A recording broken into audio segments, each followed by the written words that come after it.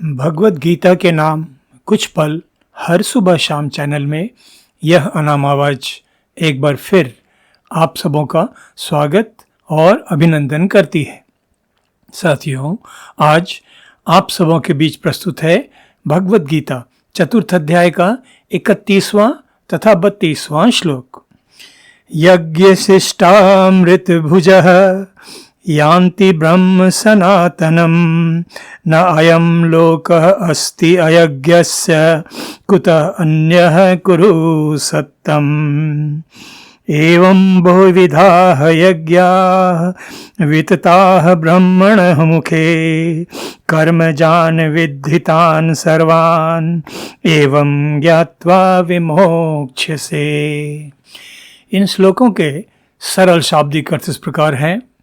हे कुरुश्रेष्ठ अर्जुन, यज्ञ से बचे हुए अमृत का अनुभव करने वाले योगी जन सनातन पर ब्रह्म परमात्मा को प्राप्त होते हैं, और यज्ञ न करने वाले मनुष्य के लिए तो यह मनुष्य लोक भी सुखदायक नहीं है, फिर परलोक कैसे सुखदायक हो सकता है।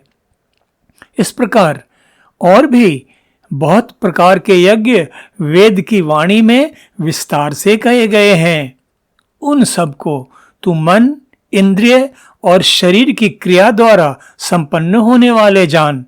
इस प्रकार तत्व से जानकर उनके अनुष्ठान द्वारा तू कर्म बंधन से पूरी तरह मुक्त हो जाएगा। साथियों, पिछले कुछ श्लोकों में हमने आत्मशुद्धि, आत्मोत्थान, आत्म साक्षात्कार तथा ईश्वर साक्षात्कार के इच्छुक मुमुक्षु योग साधकों द्वारा संपन्न किए जाने वाले विभिन्न प्रकार के यज्ञों के बारे में जाना। अब इस श्लोक में योगेश्वर श्री कृष्ण एक बहुत बड़ी बात कह रहे हैं। वे कहते हैं, अपनी अपनी स्वाभाविक सहज प्रवृत्तियों के अनुसार विभिन्न प्रकार के यज्ञों। साथियों, यहां ध्यान देंगे, योगेश्वर श्री कृष्ण ने यज्ञ शब्द के अर्थ को विस्तारित कर आत्म साक्षात्कार तथा ईश्वर साक्षात्कार के उद्देश्य से मनुष्यों द्वारा अपनी अपनी स्वाभाविक प्रवृत्तियों तथा रुझानों के अनुसार किए जाने वाले विभिन्न प्रकार के सात्विक कर्मों, जिनका वर्णन हम पिछले कई श्लोकों में जान चुके हैं, को यज्ञ के ही विभिन्न स्वरूप बतलाए हैं।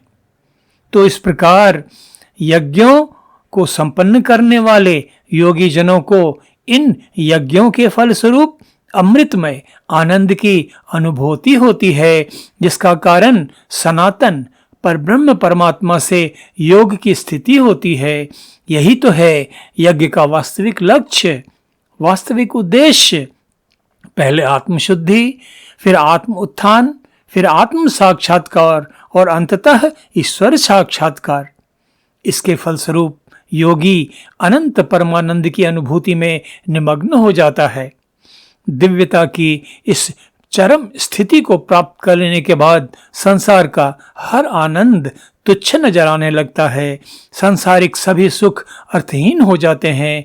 मनुष्य सहज ही बिना किसी विशेष प्रयास के अनासक्त निष्काम होकर उस स्थिति को प्राप्त कर लेता है, जिसके बारे में मेरे परम आराध्य ब्रह्मज्ञानी सद्गुरु सदा फलदेव जी महाराज ने स्वरवेद में लिखा, अंतर त्याग विरक्त है बाहर सकल पसार, पद्म पत्र जल संग रहें वे निर्लेप संसार। और सांसारिक सुखों की बात करते हुए योगेश्वर श्री कृष्ण कहते हैं कि जो मनुष्य उपरोक्त वर्णित यज्ञ कर्मों का अनुष्ठान नहीं करते, उनके लिए तो यह संसार, जिसके लिए योगेश्वर श्री कृष्ण ने कहा दुखालयम अशाश्वतम, यह संसार भी सुखमय नहीं होता, तो ऐसे यज्ञ कर्म विहीन मनुष्य परलोक के दिव्य परमानंद का भोग करने की सोच भी कैसे सकते हैं। साथियों, परमात्मा रचित इस संसार विविधता आश्चर्यचकित कर देने वाली है। आज से 2 वर्ष पहले, मात्र 2 वर्ष पहले, यानी वर्ष 2022 में पूरे विश्व की आबादी लगभग 800 करोड़ थी और बीते 2 वर्षों में तो यह निश्चित रूप से 800 करोड़ के आंकड़े को भी पार कर चुकी होगी। अब विचार कीजिए, पूरे संसार के इन 800 करोड़ मनुष्यों की न केवल आकृतियां एक दूसरे से भिन्न हैं, अलग अलग हैं, बल्कि उनकी प्रवृत्तियां, उनके झुकाव, उनके रुझान, उनके विचार, उनके संकल्प इत्यादि भी अलग अलग प्रकार के हैं। हमारे पुरातन वेदों की वाणियों में मनुष्यों की इस विविधता को सहज और स्पष्ट रूप से स्वीकार किया गया है। योगेश्वर श्री कृष्ण भी इसी मानवीय विविधता की बात करते हुए इस श्लोक में कहते हैं कि विविध प्रवृत्तियों तथा रुझानों वाले मनुष्य अपने अपने तरीके से मोक्ष प्राप्ति के सात्विक पुरुषार्थ में लगे रहते हैं। इनमें से किसी एक यज्ञ विधि को प्रधानता नहीं दी जा सकती है। ईश्वरोन्मुखी हर प्रयास, हर प्रयत्न स्वीकार्य है। भगवत गीता के ज्ञान में कितनी उदारता है, कितनी विशालता है, यह इस श्लोक से साफ साफ समझा जा सकता है, जिसमें योगेश्वर श्री कृष्ण कहते हैं कि अपि चेत असि पापेभ्यः सर्वेभ्यः पापकृत्तमः सर्वं ज्ञान प्लवेनेव वृजनम संतरिष्यसि। अर्थात यदि तू सब पापियों से भी अधिक पाप करने वाला है तो भी तू ज्ञान रूपी नौका द्वारा निसंदेह पाप समुद्र से भली भांति पार हो जाएगा। सचमुच कितनी बड़ी उदारता है। अज्ञानवश पाप कर्मों में लिप्त होने वाले मनुष्य को भी यदि यह ज्ञान प्राप्त हो जाए कि वह तो अभी तक पाप कर्मों में लिप्त था और उसके भीतर सुधार की इच्छा जग जाए, तो भगवत गीता कहती है कि उद्धार का मार्ग ऐसे पापियों के लिए भी खुला है।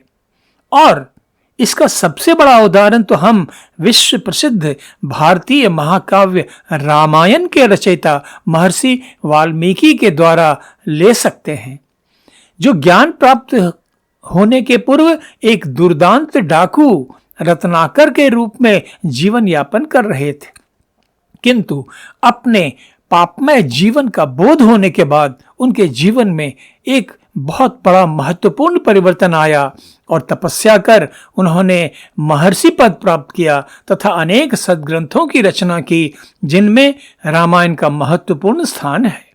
तो साथियों, मानवीय प्रकृति की विविधता को उदारता पूर्वक स्वीकार करते हुए योगेश्वर श्री कृष्ण इस श्लोक में अर्जुन को समझाते हुए कह रहे हैं कि वेदों की वाणियों में भी अनेक प्रकार के यज्ञों का विस्तार पूर्वक वर्णन किया गया है, ताकि मनुष्य अपनी अपनी प्रकृति के अनुरूप यज्ञ कर्म में प्रवृत्त होकर आत्म उद्धार कर सके।